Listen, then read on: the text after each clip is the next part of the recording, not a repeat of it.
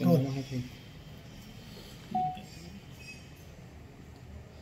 तारखेला बारामतीमध्ये ओबीसी एल्गार मोर्चा झाला होता। त्या मोर्चा झाल्यानंतर बारामती शहर पोलीस स्टेशनला काल गुन्हा दाखल करण्यात आला आणि त्या गुन्हा दाखल जो केलेला आहे त्याच्यामध्ये 10 नंबरचा आरोपी म्हणून मी काळूराम चौधरी माझं नाव देखील त्या गुन्ह्यात घेण्यात आलं। तर तसं बघायला गेलं, वस्तुस्थिती बघायला गेले तर त्या मोर्चाचा आयोजक मी नव्हतो आणि लोकांच्या आणि बहुजन समाजाच्या आग्रहास्तव तिथं जाऊन मी ते भाषण केलं। ते माझ्या भाषणामध्ये कुठलाही असंवैधानिक मी बोललेलो नाही।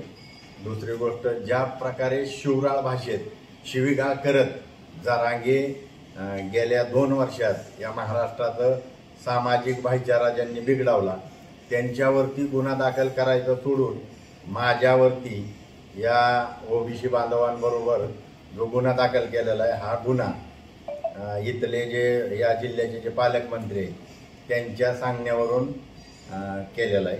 माझं नाव त्याच्यामध्ये घेण्यात आलेलं आहे आणि मी याच्या विरोधामध्ये मी 15 तारखेला तर अटक होणारच आहे, परंतु मी वैयक्तिक याच्या विरोधामध्ये राज्यपाल आणि राष्ट्रपती महोदयांकडे तक्रार करणार आहे की तुम्हाला पत्रकार बांधवांना माहीत आहे आणि संपूर्ण महाराष्ट्राला माहीत आहे ह्या ओबीसी आरक्षणासाठी माझ्या पूर्वजांनी जीव दिलेला आहे। माझ्यावर गुन्हा दाखल झाला म्हणून ही होत नाही, परंतु हा गुन्हा तो दाखल केलेला आहे।